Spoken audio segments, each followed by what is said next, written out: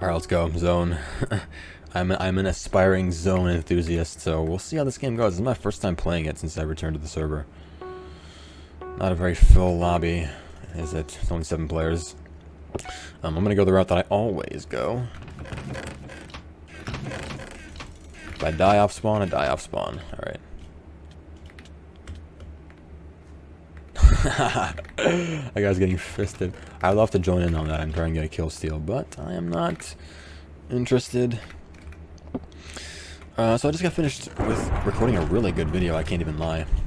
So I am a bit burnt out in the commentary department, but I will attempt to record another good one. So the topic I have in mind is discussing the legacy of a great game that has been since forgotten the time, and that is MCPvP's Maze Runner game mode. Now I'm sure everyone is familiar with a server by the name of MCPvP.com. Oh, they kept the gap? Wow, I was not aware of that on V2. It's not there on V1. I just checked that furnace for no reason. More you know.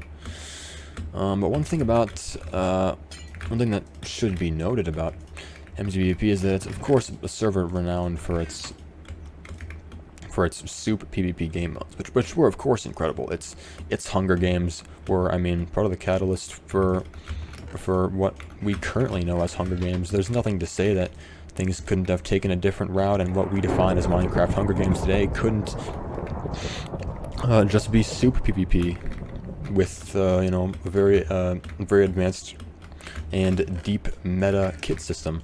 But it happened to go a different direction, and you know, here we are today playing on a predetermined, you know, mostly vanilla server comprised around a culture based around maps, as less so opposed to the actual nature of the PvP itself, using non-vanilla game modes like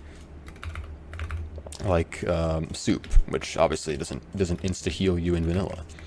But they also had an underrated game mode, one of my favorites to play back in the day, only for a few weeks because I eventually ended up forgetting about it, which was quite sad. I wish I could have really pushed the game mode to its limits.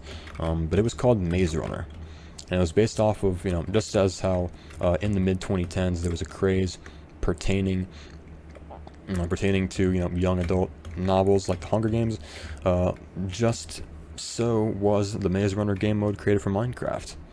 And it was so good because it was probably the most difficult conventional minigame on any server that I've played thus far. It was so brutal, and it really represented the nature of like a hardcore, you know, difficult to survive game mode that you don't really see anymore. You know, I mean, I have an inventory full of food.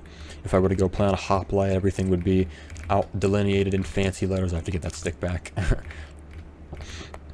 Hoplite delineates things in fancy flashing 1.9 letters, and everything, you know, doesn't really feel hardcore anymore. But the Maze Runner game mode really represented that, with a constant concerns about food. Starving to death was a frequent occurrence, and not having very much armor, getting full iron was extremely rare. And it was really a game mode that had such a deep meta, you know. You could stay at your base to defend. So there were 4 teams in the game mode, and each had a villager at their base that they had to defend. If the villager died, their entire team would then immediately die. But that raises a conundrum. There needs to be a balance between going out and fighting and staying at your base, camping, building up your defenses, etc. So there was a real sense of team in a way that doesn't exist in other Minecraft team-based game modes, like Mineplex's Bridges, for example, which I was also a huge fan of. Didn't even include any team-based aspects like that, you know? You could just freely ignore all of your teammates, ignore the objective, do whatever. But with this game mode, you know,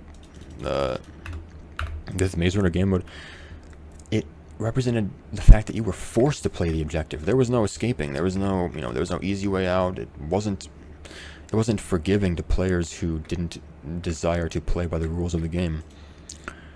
And those are the many reasons that I love it, as well as the fact that it was nostalgic and introduced me to a great YouTuber I used to know. I'm sure you're all aware of Bad Boy Halo being a part of the, you know, dream fucking dog shit groomer SMP that currently exists. I mean, it's been on the way out. It's definitely been on the way out in terms of popularity over the course of the past 1 or 2 years. That's definitely, to say the least. But before he became a dream SMP dicksucker, he was quite a hilarious YouTuber that wasn't afraid to do commentaries about real life while playing on the server, and it gave the server's uncompromising attitude a sort of silver lining because he was such a good YouTuber and he was hilarious that it kind of reduced the aspect of the game that felt very hardcore. This may be just like 2 separate 1v1 kind of DM. Alright, let's do it. That'd be ours, I'll do. Get him.